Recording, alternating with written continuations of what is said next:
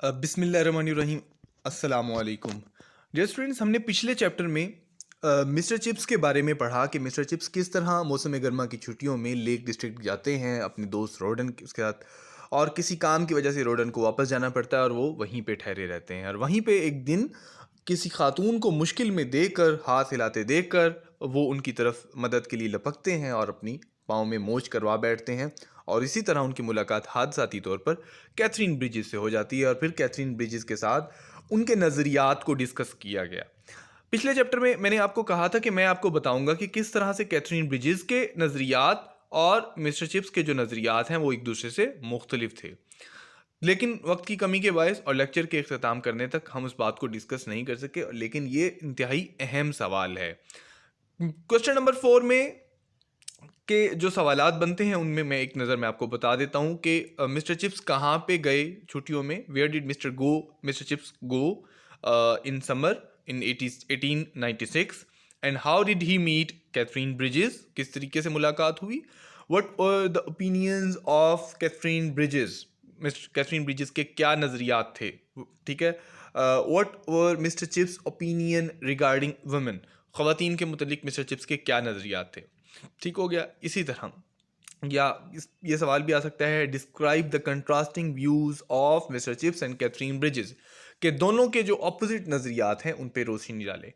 तो अगर हम इन सवाल का आखिरी सवाल का सम अप करें तो कैथरीन ब्रिजेस जो है वो जो मॉडर्न अप्रोच की खातून थी, वो जिद्दत पसंदी की ख़ाहाँ थी। इसके अलावा वो ऐसे लिखारी जो कि जो नया कंसेप्ट दे रहे थे उस दौर में लोगों को, हेनरी गिब्सन, विलियम मॉरिस के अलावा जो है जॉर्ज बर्नार्ड शॉ, उनको वो पसंद करती थी। इसके अलावा वो ख़वातीन के वोट के हक़ की दाई थी, ख़वातीन को वोटिंग राइट मिलने चाहिए और बेसिक राइट मिलने चाहिए। जबकि इसके बरअक्स मिस्टर चिप्स हेनरी गिब्सन को और विलियम मॉरिस और बर्नार्ड शॉ को नापसंद करता था। इसके अलावा ख़वातीन के वोट के बारे में उसकी दकियानूसी सोच थी। ख़वातीन को वो मॉन्स्टर्स क्रिएचर कहता था। इसके अलावा ख़वातीन का साइकिल चलाना या अकेले रहना या तन तनहा किसी मर्द के साथ मिलने जाना, ये उसको नापसंद था। इसके अलावा हमने ये भी देखा मिस्टर चिप्स कंजर्वेटिव माइंड के पुराने ख्यालात के हामिल एक शख्स थे जो अभी तक 1860 की दहाई से भी पीछे की सोच रखे हुए हैं। आज हम चैप्टर 5 का आगाज़ करते हैं। चैप्टर 5 में क्या बात हुई, क्या किस तरीके से गुफ्तगू होगी या क्या हमें पढ़ने को मिलेगा, आइए चल के देखते हैं।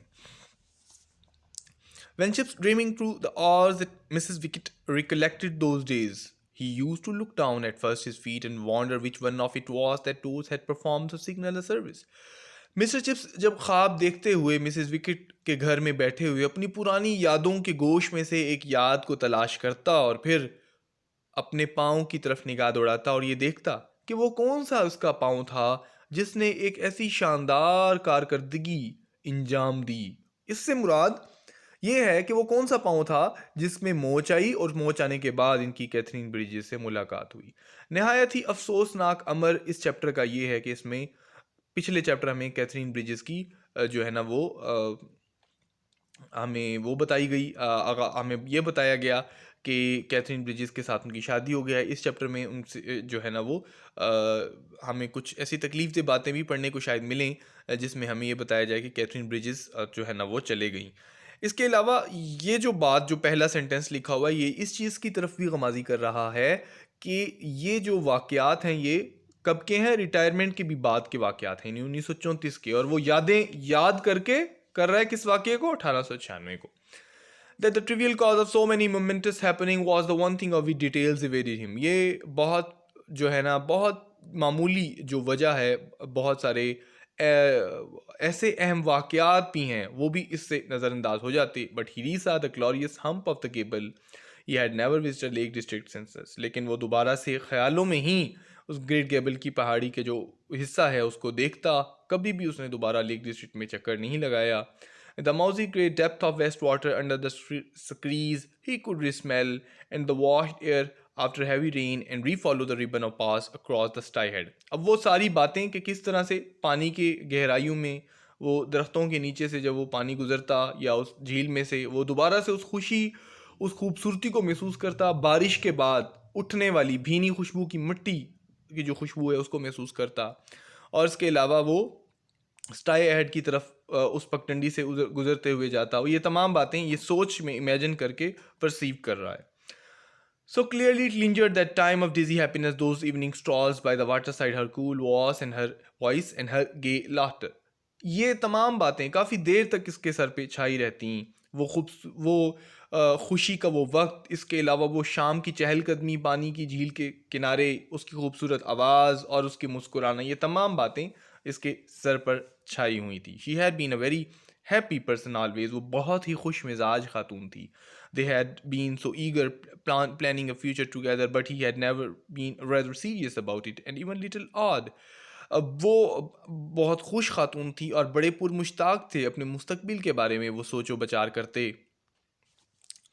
But he had never been rather serious about it even a little odd, लेकिन वो पहले ज़्यादा संजीदा था मिस्टर चिप्स, और ज़्यादा थोड़ा सा डरा हुआ भी था। It would be all right of course her coming to Brookfield, other housemates were married, ये तब ठीक होगा, कोई परेशानी वाली बात नहीं होगी, तमाम बाकी मास्टर्स भी जो हैं वो भी शादीशुदा थे। And she like boys, she told him, and would enjoy living amongst them, और उनको उसको लड़के पसंद थे, और उसने कहा कि वो खुश होगी उन बच्चों के दरमियान रहकर। और chips, I am so glad you are what you are. Chips, मैं बहुत खुश हूँ कि तुम वही हो जो मैं चाहती थी। मैं ये सोच रही थी कि शायद तुम एक वकील हो, या एक स्टॉक ब्रोकर में काम करने वाले एक शख्स, या एक दंदान साज, या फिर एक ऐसा शख्स जिसका मानचेस्टर में बहुत बड़ा रुई का कारोबार है। मैं जब तुमसे पहली दफ़ा मिली तो मेरा यही ख्याल था। School mastering so different, so important, don't you think? तो स्कूल में पढ़ाना बिल्कुल, वो कहती है कि एक अजीब सा, एक नया सा तजर्बा है, और अहम भी है। So important, don't you think?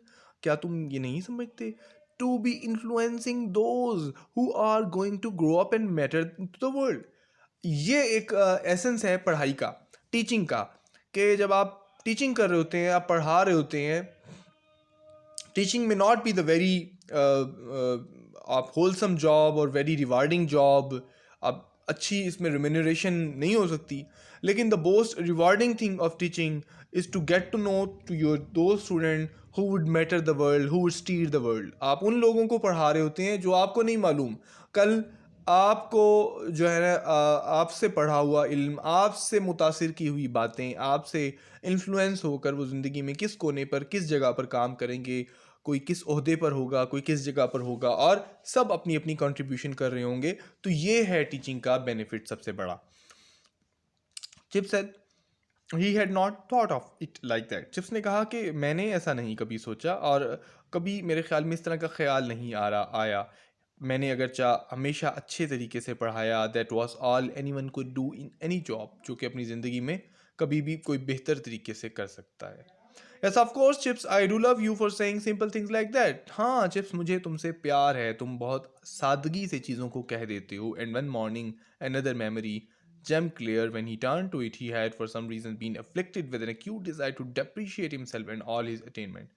और किसी सुबह बिल्कुल ताज़ा याद की तरह जो उसको दोबारा से वो याद आती है, तो उसको अजीब सी एक ख्वाहिश उठ बैठती मिस्टर चिप्स को, कि वो अपने आप की हैसियत को कम करके बताता, अपनी वैल्यू कम करके बताता।